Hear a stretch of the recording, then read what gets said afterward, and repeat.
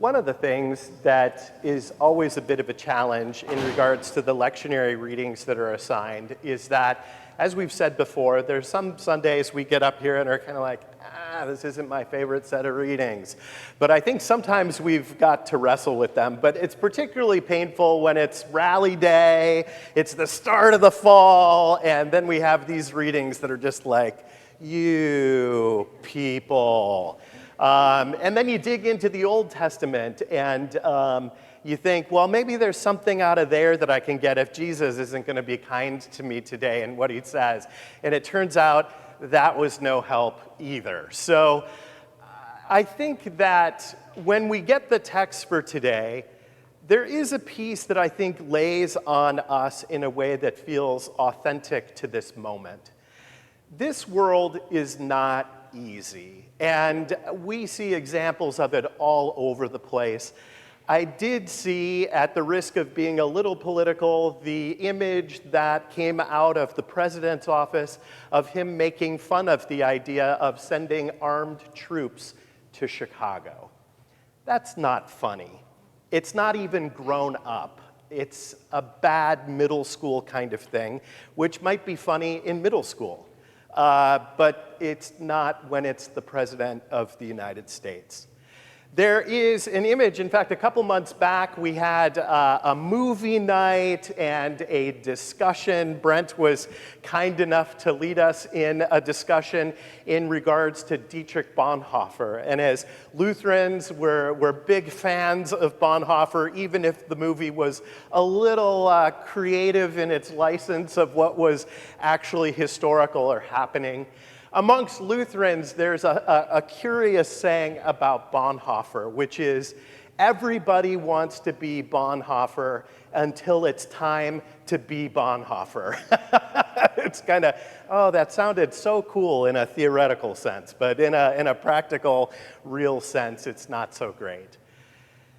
We are struggling. I think the world is struggling. We are, I think, in the center of that vortex of struggle is the United States. We have stepped into the middle of it and said, things weren't running great, but we want to kind of push it off the edge of the cliff. And so here we are. What does it mean to live in the middle of that? When we live somewhere like Palo Alto, California, there's maybe a certain ability to kind of just move through things and not notice it so much. Maybe we are concerned about things that happen to our 401ks or whatever the case might be, but maybe not in a do I have money for breakfast sort of way. But we struggle.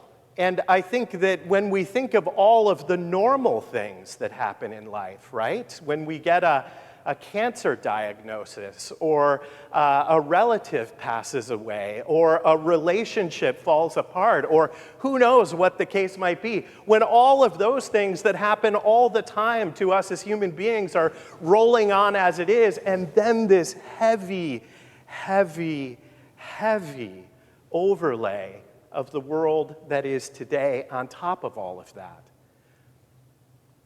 it can feel like a lot. And I think it feels like a lot because it is a lot. That's why it feels like a lot.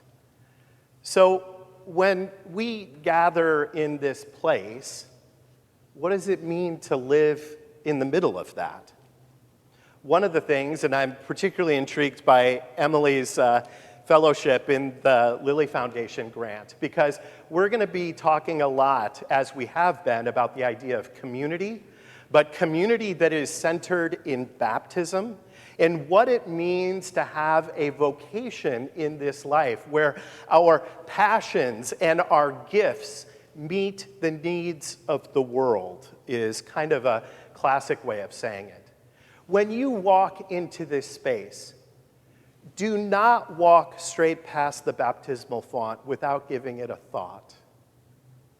It is the center of our universe. It is where our lives together begin. We are marked with not victory in the human sense of it, not wealth and fame and fortune. We are marked with the cross of Christ, an instrument of execution by one of the cruelest empires in history. That is our centering point. So what does it mean to live that here and now? For each one of us, it's going to look a little different because our individual contexts are unique to each of us.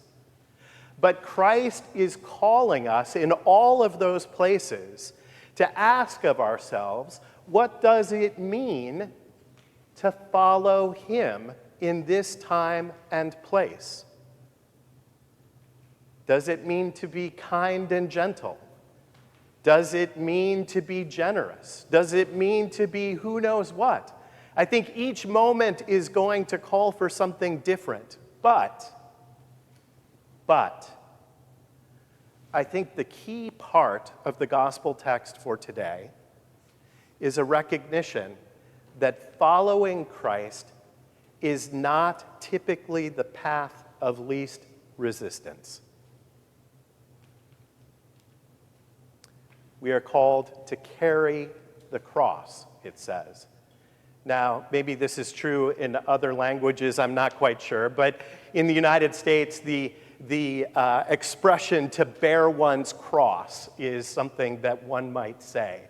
You don't hear it as much today, but certainly when I was young, you might hear elders speak about it, and often the reference is to arthritis in their knee, or the fact that they lost a job and now have to find something else. That is not what Jesus is talking about. Jesus is not talking about arthritis. Jesus is talking about living our lives in the gospel here and now, even when there is friction by doing so. That's not easy. It comes in small ways, like this leaflet I gave you earlier that has all the dates that you're going to go home and put on your calendar. It's going to require you to strike other things off of your calendar to make space for those. That's the very small end of it. The big end comes with Christ calling us perhaps to step out in our communities, in our families, and in all of our relationships in ways that speak God's gospel and good news to those who are hurting, those who are persecuted, even perhaps by our very own government. And what does it mean to be in that space as a follower of Christ, marked with his cross in our baptisms? Now, I know I've just given you all the answers. We have to wrestle with this, each of us individually. One of the things that you'll notice that happened today is that the service shifted a little bit as we moved back into the fall.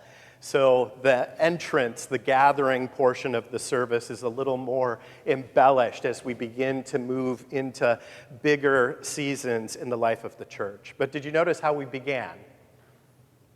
Confession and forgiveness. Why? Because every 7 days when we come into this space, we are battered and bruised from the week before us. And we start by confessing to God that we have fallen short. God forgives us of that, washes us clean as we remember our baptism. We are nourished in the bread and wine in ways that give us courage to head back out for the next week, that we might both go in peace and serve the Lord. Amen.